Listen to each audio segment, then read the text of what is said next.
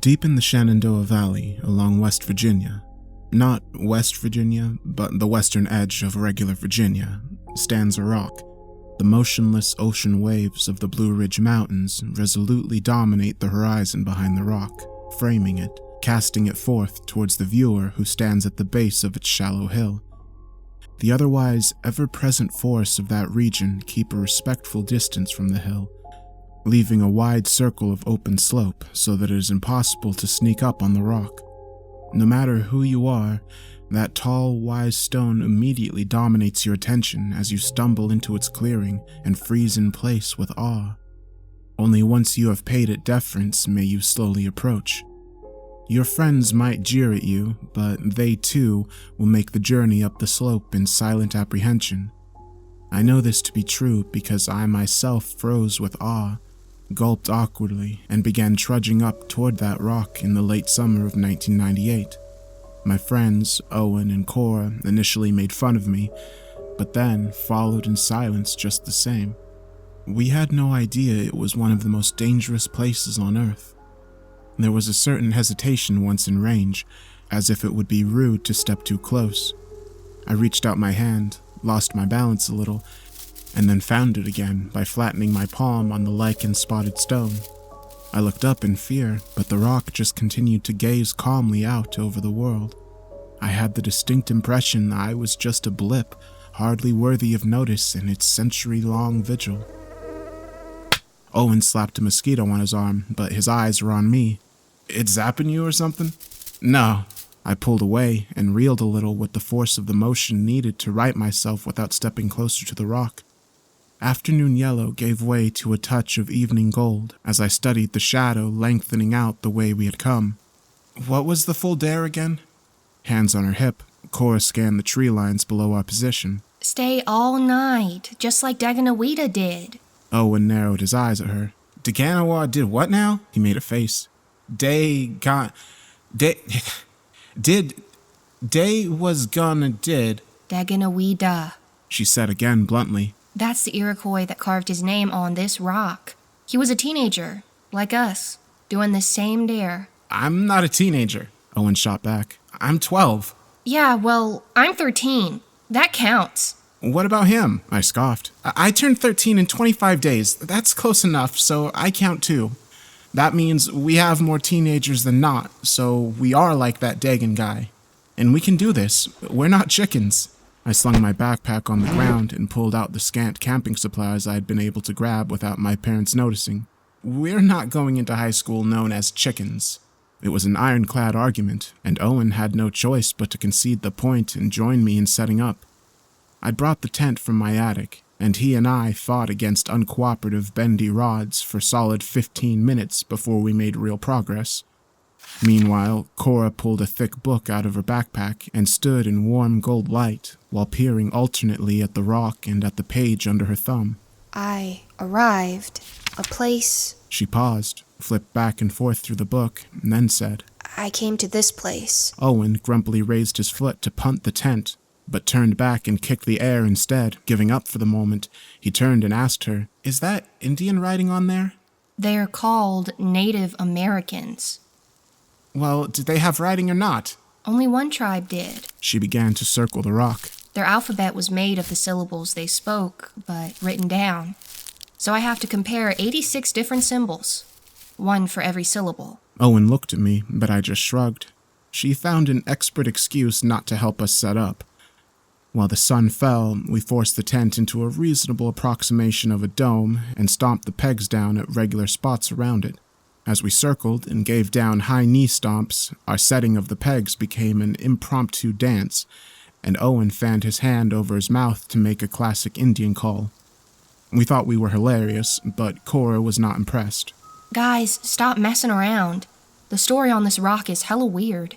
Owen went over to look at it, but I hung back as an uncommon chill seemed to settle over the world. Virginia was a hot, humid, and miserable environment in summer, but sunset's breeze had brought a momentary icy bite. I followed that unseen wind with my eyes as dark gold became amber shadows.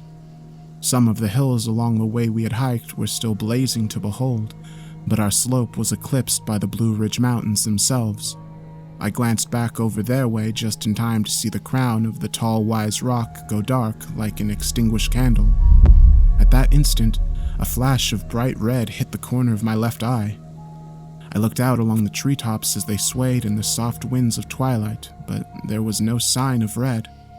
I chalked it up to a brief reflection of the colors of the sun. What else could it have been? Cora got out her flashlight and held it against her shoulder with her neck as she checked and rechecked the long engraved scrawl that circled the stone. Owen got his flashlight too and tried to make sense of the carvings. What's it say?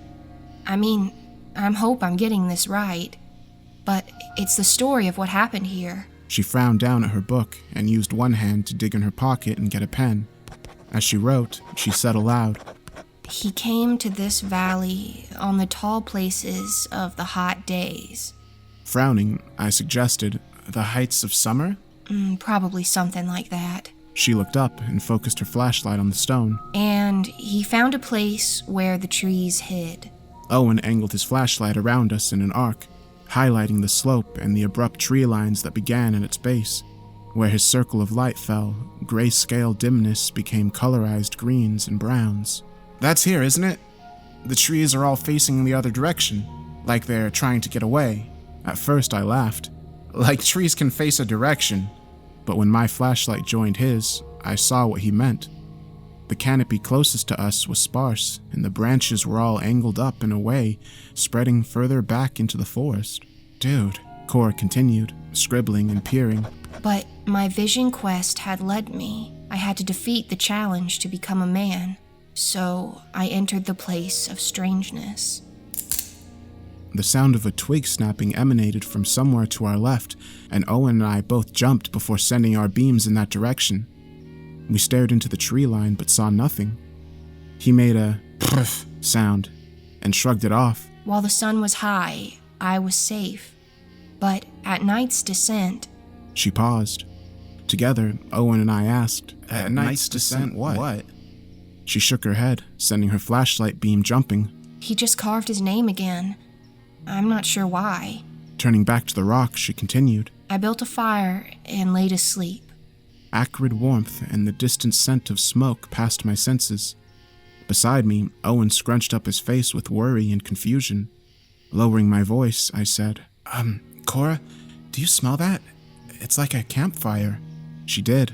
Crossing back and forth past the stone, we surveyed the entire hill. There! Owen approached a blackened circle in the low wild grass. Was this here before?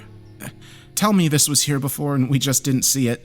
We stood and circled, first shining all three of our beams on the ashen remains, then turning to scan the deepening night. Yes, it had to have been here before. We just missed it. Cora insisted. I was unconvinced, but it wasn't entirely implausible. The grass was wild and ankle-high, and we'd been squinting into the setting sun. Shakily, I offered, I'm sure people come to camp here all the time. It's a natural spot. Owen begrudgingly bought that, and Cora was happy to take that reasoning and return to the stone. As I watched her walk toward it, a blue flash of light hit the corner of my right eye. Turning suddenly, I sought the source, but there was nothing out there. Once during sunset was just a coincidence, but this second occurrence, and now with the sun deep behind the mountains, put me greatly on edge. I slept seeking Orinda? Cora aimed her light at her book. Orinda? Orinda! I turned to look at Owen, but he was turning and looking at me. As the echo of that called-out word lingered in my ears, I realized I didn't recognize the voice. It was male, but it wasn't his, and it wasn't mine. There was something out there with us. Cora slowly looked up from her book as she too realized what she'd just heard. I stood absolutely still and silent, turning my flashlight this way and that. They did the same. My heart raced in my chest as the sheer terror of that moment built and built until I thought I would scream. We were out in the woods on some stupid dare. No one had any idea where we were. Each of our parents thought we were sleeping over at someone else's house. If there was someone in the dark nearby, hiding among the trees, watching us...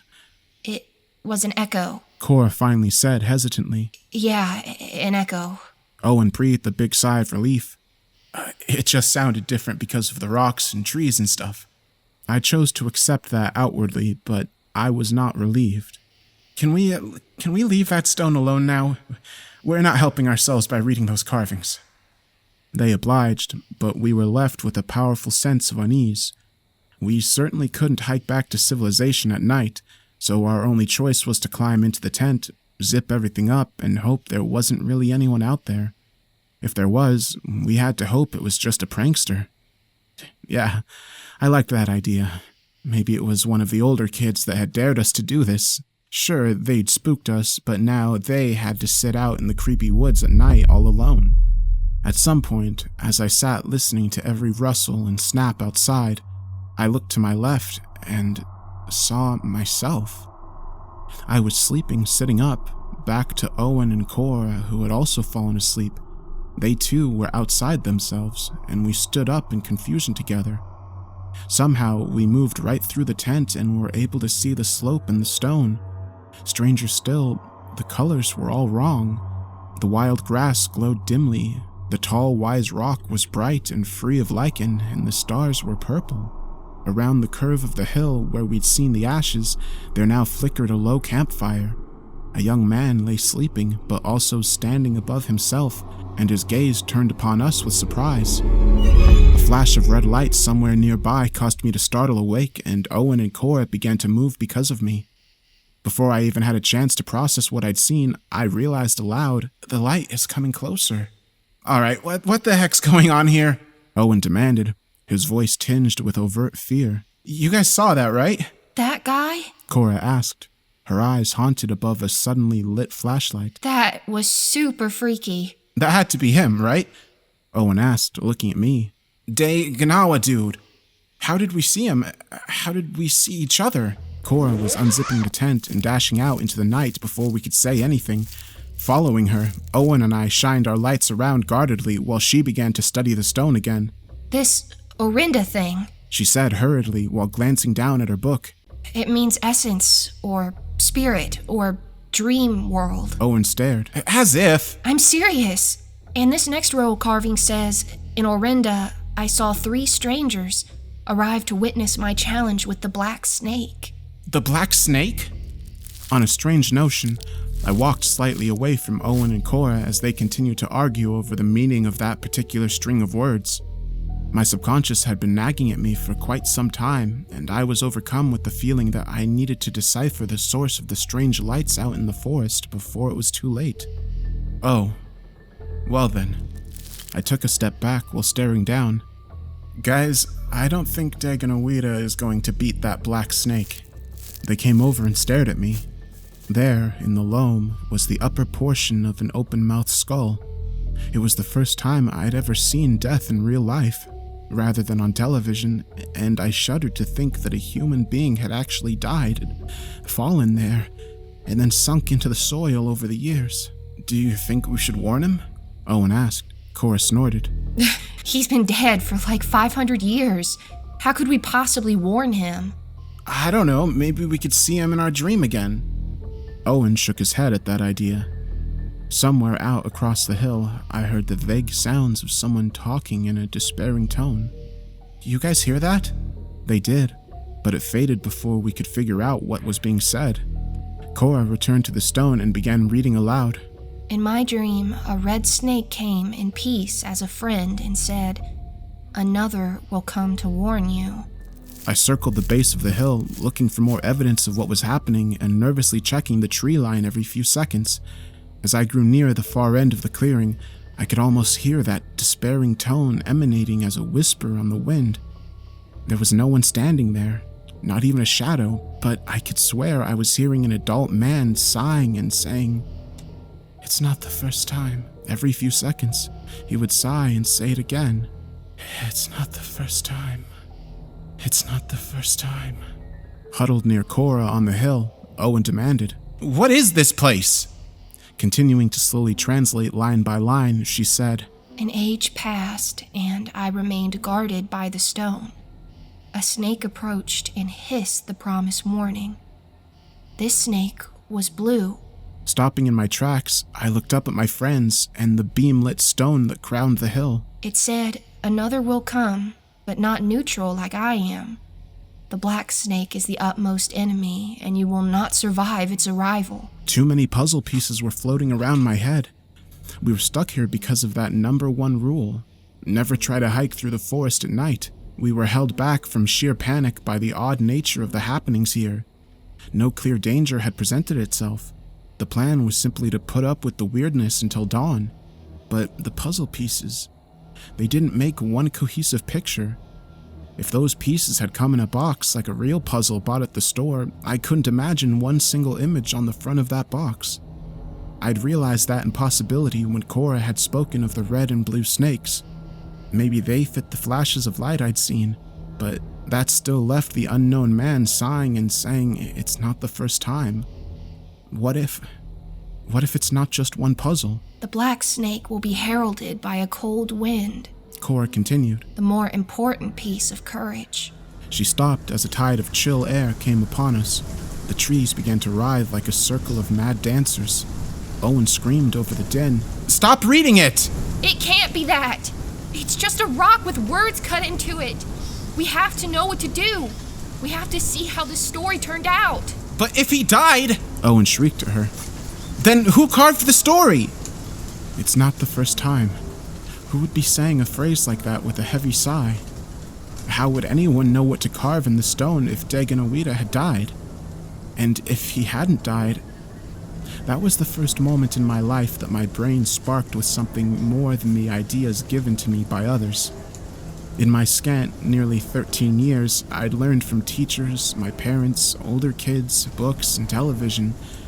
Somewhere in the long dark of that night on that hill, I had my first vision outside of the box of my life. What if it's not his name? What? Cora shouted down. I ran up to her, yelling, "You said you didn't understand why he wrote his name again. What if it's not his name?